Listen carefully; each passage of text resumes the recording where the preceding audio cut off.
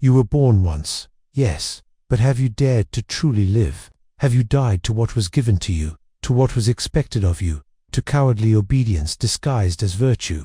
Look around you. Do you see the bodies moving like insects hypnotized by the cold light of conformity?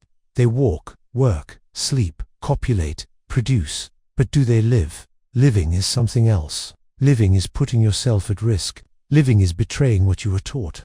Living is being, with all the dangers that this implies. Most die as they were born, wrapped in the brown paper of herd morality. They never broke their ties. They never shouted a yes that came from their guts. They never raised their will against the world and said, "This is who I am, and I will not bow down."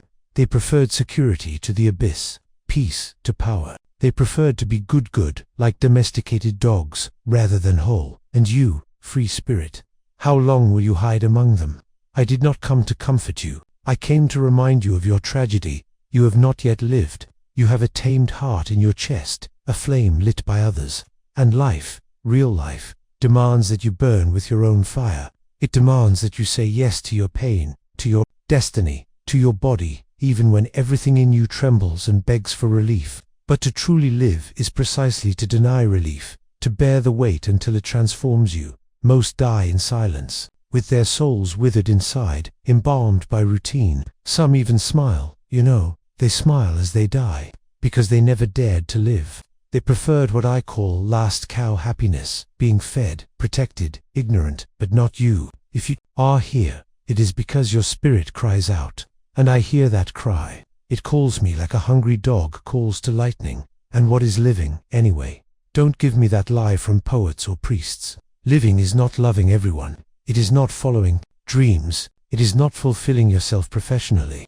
Those are distractions. Living is facing up to things. It is cutting your own flesh to see if there is anything still pulsing. It is wanting more always, more even, when you already have too much. Living is making your life a work of art, a statement. It is saying yes to your existence, even to your pain, your shame, your sins. But you, how many times have you run away from yourself? How many times have you betrayed yourself in the name of false peace? How many times have you repeated what you despised just to be accepted? Don't lie. I see you. I know every mechanism of your escape, every mask you invented to keep breathing among the dead. You have been trained to fear judgment, to seek approval, to desire love even when your soul cries out for loneliness. You have been taught that to live is to serve, to sacrifice, to annul yourself in the name of inherited values. But these values were forged by the weak, by the defeated, by the sick as a cry of envy against those who dare to be great. Want proof? Look at how they look at those who dare. They call them arrogant, selfish, crazy, heretics, because nothing scares them more than those who refuse to ask permission to exist. And you, did you ask permission to be who you are? No, you didn't, because you haven't even been who you are yet. You are, at this moment, the shadow of what you could have been. And I don't accuse you, I call you. I call you to fight against your own cowardice. Yes, there is something in you that wants more. There is an instinct that roars, even when muffled by the cloaks of morality. You feel it in your stomach when you accept what you shouldn't accept. You feel it in your chest when you silence your most dangerous desire. You feel it in the dreams you never share because they would be misunderstood, but you know they are there. And that knowledge torments you. You are not weak for being afraid. You are weak for obeying that fear. You are weak for preferring to be accepted rather than free. You are weak for begging for love when you could impose your presence like thunder. But there is still time. The abyss before you is not the end. It is the beginning of a life that will be yours and yours alone. To live is to spit on the altar of expectations. It is to descend into the hell of your soul and return with your heart on fire. It is to make loneliness a throne and pain a hymn. The weak call this madness. I call it authenticity. And what's stopping you? What in you still fears? Are you afraid of losing your job? Are you afraid of disappointing your parents? Are you afraid of being abandoned? Are you afraid of discovering that you are alone? Then listen, you are already alone. You always have been. And the sooner you accept that, the freer you will be. Most people die without ever having lived because they refused this loneliness. They preferred the lie of we to the truth of I. And I ask you, will you also die with a virgin heart? Will you let life pass like a dream interrupted by an alarm clock? Will you regret what you didn't do, what you didn't dare, what you didn't say? I propose something else to you. Propose yourself as a work of art, as a challenge, as a mountain, to be climbed even if you bleed, even if you are alone. Propose to yourself to say yes to your darkest desire, to your most vital impulse, and don't think it will be easy. It won't be. This is for the few. It is for those who prefer a painful truth to a comfortable lie. It is for those who love danger, vertigo, excess. You don't live until you challenge what you fear most in yourself. You don't live until you choose your pain instead of repeating it like an automaton. You don't live until you destroy the good boy or good girl you were taught to be. You don't live until you become your own creator. So free spirit, if there is still a breath of life in you, a raw desire, a spark of rebellion, write in the comments as a sacred blasphemy. I refuse to die without living. Not for me, for you, for the part of you that can no longer bear to be chained. Make no mistake, to truly live is not to have pleasure. It is to endure the tension of being in the world as a stranger. It is to resist the urge to settle. Most people can't stand it. That's why they take refuge in beliefs, routines, titles, relationships that are nothing more than simulations of life.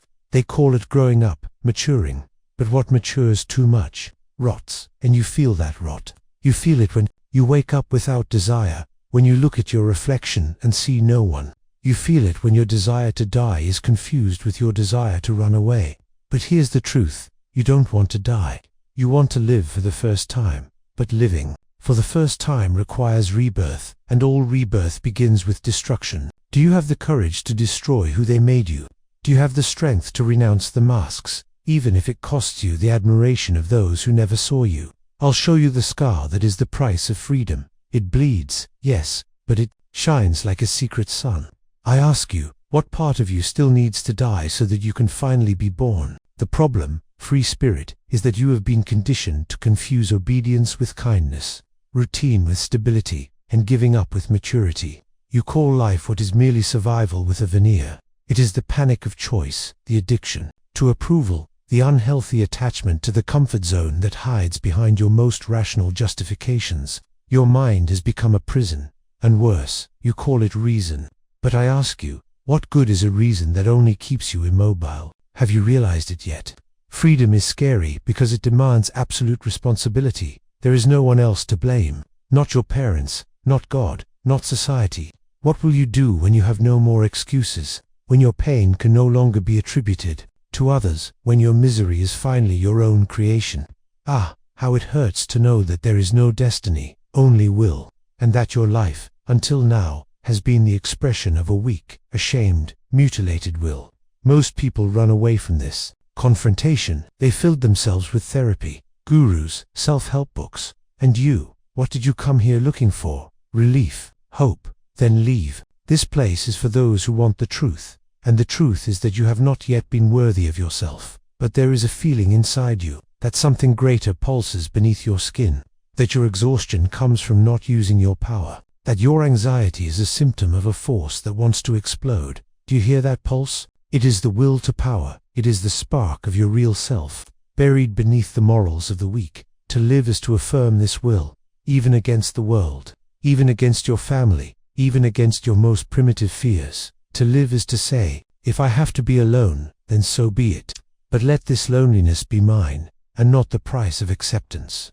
Who taught you that to live well is to be surrounded by others? A high spirit is never understood in its own time. It needs solitude like a warrior needs silence before combat. They will say to you, but you've changed. And yes, you will change. You will lose friends. You will be misunderstood. They will call you arrogant, ungrateful, insensitive. But remember, every profound transformation is a betrayal of the old world. To hell with those who prefer your lies to your truth. There is no redemption in applause. There is redemption in confrontation. Confrontation with your mediocrity, with your cowardice, with your repetitions. Confrontation with everything that prevents you from creating new values. Because that is what you are called to do. Not to live under the laws of others, but to create your own law. Not to follow examples, but to become one. And if you ask me, how do I know if I'm on the path of real life? I'll answer you. When you start to be hated by those who live asleep. When your mere presence exposes the lies of those around you. When your freedom is seen as a threat. That's the sign. You've started to live, but be careful. There is a type of soul that, upon awakening, goes mad, because it was not prepared, because it wanted the light without enduring the darkness. It is not enough to want the truth, you must be able to handle it. Are you ready? Are you ready to realize that your life has been, until now, a reaction, not a creation? That you followed paths because they were the only ones visible, not because they were yours? Listen carefully, your soul is dying of boredom, not from exhaustion, but from inaction, not from excess, but from lack. Lack of challenge, of depth, of authenticity. You are a numb volcano, a rusty sword, and there is a crime you have not committed, that of not having been who you could have been. That is the real tragedy, not death, but not living.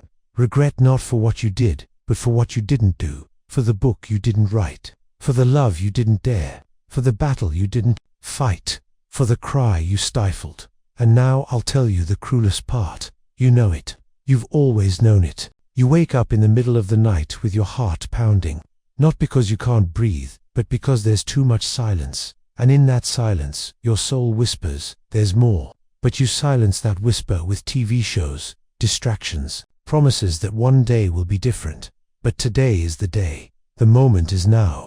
And you have no guarantee of tomorrow. You may die without ever having begun, without having written your story, without having dared to be yourself.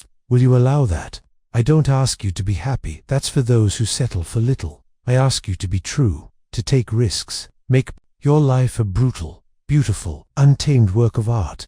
Accept chaos as the raw material of your order. To truly live is to accept eternal return. It is to live as if every act will be repeated forever. Would you have the courage to repeat your life, exactly as it is, for all eternity? If the answer is no, then change, now, because, in the end, hell is not other people. Hell is the life you didn't live. Hell is looking back and realizing you were too cautious, too timid, too sensible, and therefore you were nobody. Become someone. Become your name in flames. And if there is a fragment of a hungry soul left in you, a sacred anger, a silent urgency, right now in the comments, I choose to live.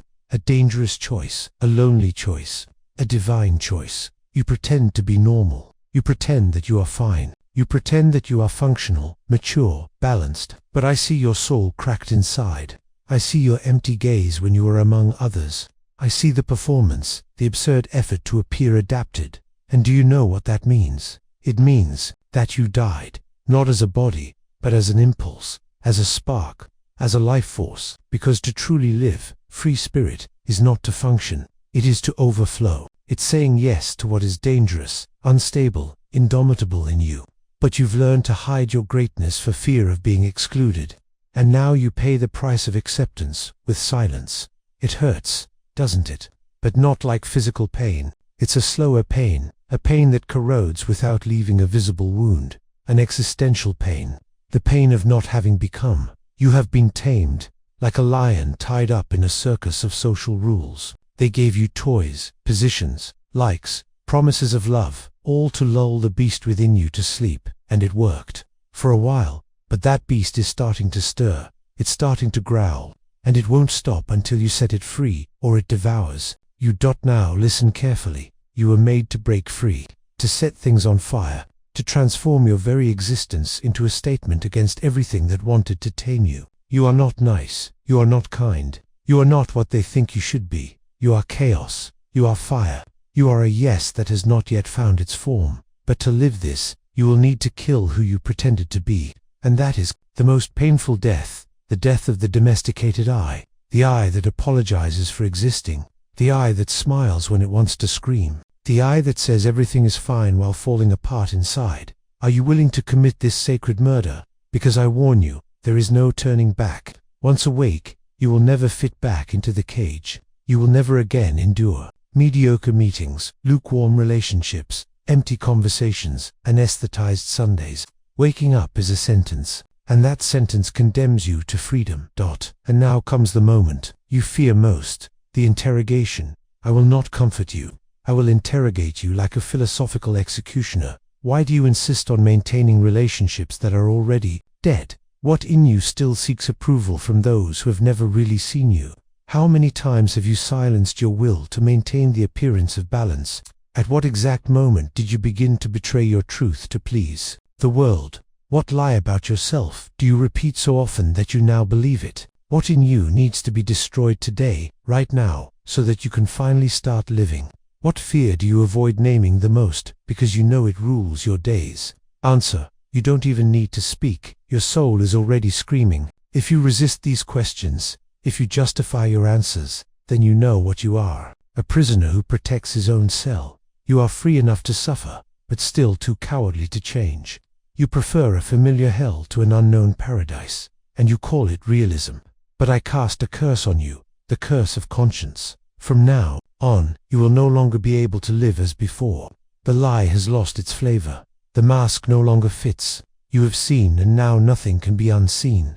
And this vision has consequences, because now you will realize how much your life is repetition, how much you act out of fear, not desire, how much you have been shaped by scarcity, not abundance, and, above all, how empty you are of yourself. But this emptiness, this emptiness, is not the end. It is the gateway, because the true creator is born from nothing, from the abyss, from collapse. When everything in you dies, the character, the plans, the masks, what remains is the essential. It is the raw material of creation. You were trained to be useful, not to be great. Trained to please, not to transform. Trained to obey, not to create. And now, stripped of all that, what will you do? There is a moment in the life of every free spirit when there is no longer a trail, no map, no guide, only darkness where there was once a path. And that is where, exactly there, true life begins. When the world abandons you, and you must choose between becoming your own god, or withering away like a stray dog. So now I offer you the final invitation of this section, not to believe, not to heal, but to ignite, to become a creator, not of content, not of a career, but of yourself. Create your truth, create your language, create your values, create your risks, create your falls and your ascent. Create something that could only be born from you, and that dies with you if you don't dare, right? If there is any pride left in you, any remnant of rebellion, I will not die a lie, and engrave this on your soul like an oath. The awakening soul finds no light, it finds darkness, it finds no answers, it finds anguish. And this is how true life begins, not as a miracle, but as a collapse, the collapse of all the certainties that kept you asleep. You were told that living was achieving goals. They lied. Living is destroying everything that has become a prison within you. Every expectation that chains you, every desire that is not yours, every role you were taught to play. That is not success, that is theater. And you are not an actor, you are a volcano. The spirit that begins to live needs to bleed. It needs to see itself naked before the world, because only those who have lost everything that protected them can finally be dangerous. You need to be dangerous, not to others, but to everything that diminishes you, to everything that wants to see you obedient, lukewarm, predictable. Most people die without living because they fear this force, because the most frightening thing is not failure, it is not loneliness, it is not mistakes. The most frightening thing is your own power, knowing that you are capable of creating a world and having no one else to blame. It's like holding dynamite in your hands, and this is your moment, the moment to hold your own dynamite. Listen, you were never weak, you were restrained, you were mutilated inside, but now you know. And that truth tears you apart inside, but it also enlightens you, because finally, at the bottom of your abyss, you find will, the will to say no, the will to cut, the will to choose your pain, the will to deny comfort, the will to scream, to hell with what they expect of me, the will to be not, as a concept, but as a presence, as living transgression, as scandal against mediocrity, as an open wound in the theater of normality. You don't live until your existence bothers someone, until your laughter seems like heresy, until your freedom makes those around you squirm with discomfort. That's when you start to live, when you become a problem. But to do that, you will need to betray. Betray the silent pacts you made with mediocrity. Betray your habits, your promises, your past versions. And yes, it will hurt. You will disappoint people, you will lose friends, you will hear what happened to you. And your answer will be a merciless silence, because you no longer owe anyone an explanation. Living doesn't require permission. Living requires courage. And the rarest courage is this: to be misunderstood without trying to explain yourself. You will no longer beg for love. You will no longer beg to belong. You will no longer modulate your intensity to fit into the world, because now you understand the world is not ready for you, and it never will be, and that's okay, because you didn't come into this world to be accepted. You came to be true. Life begins where justification ends, where your desire no longer asks for blessings, where your presence is an affirmation, not a request for approval, where your gaze no longer seeks complicity, but hurts with lucidity. This is the birth of the Creator, the one who does not repeat, the one who does not adapt, the one who does not imitate, the one who, even when hurt, continues to create, not because they have hope, but because they do not know how to live any other way. You are that Creator in potential, but you are still hesitation, you are still calculation, you are still fear disguised as prudence. You are still the soul that asks too much and acts too little, but that can change. Not with more reflection, with decision, that decision to jump, to leave the harbor, to burn the bridge, to risk losing everything to maybe find yourself. And here, at this moment, I offer you no motivation. I offer you vertigo. I want you to feel in your flesh the urgency of now. Because if not now, it will never be. Yes, never. Because life does not wait. And the truth, when ignored, becomes sick. Your truth is already sick inside you, and when the truth gets sick, it becomes nihilism, it becomes resentment, it becomes sarcasm, apathy, irony, it becomes that tiredness that wears your soul, it becomes that voice that says, whatever, but no, it doesn't matter. You know it, DOESN, single quotes D. So listen to me, you won't save yourself. With more goals, you won't find yourself in more courses, more relationships, more distractions. You will only find yourself when you have the courage to be alone, absolutely alone, with yourself and your anguish. Stay in that emptiness, stay in that pain, stay in that absence, and feel, because it is from this barren ground that the first real yes of your life is born. Most people can't stand this emptiness. That's why they die early, not biologically explicitly, spend the rest of their lives as functional zombies. Some even laugh, others even inspire. But they are dead, because they live on repetition, formulas, habits, and they call it identity. Not you. You will live by creation, by reinvention, by risk. You will stumble, fall, be ridiculed, but every fall will be yours. Every failure will be yours, and that is everything. To be the owner even of your mistakes, because the mistakes of others enslave you.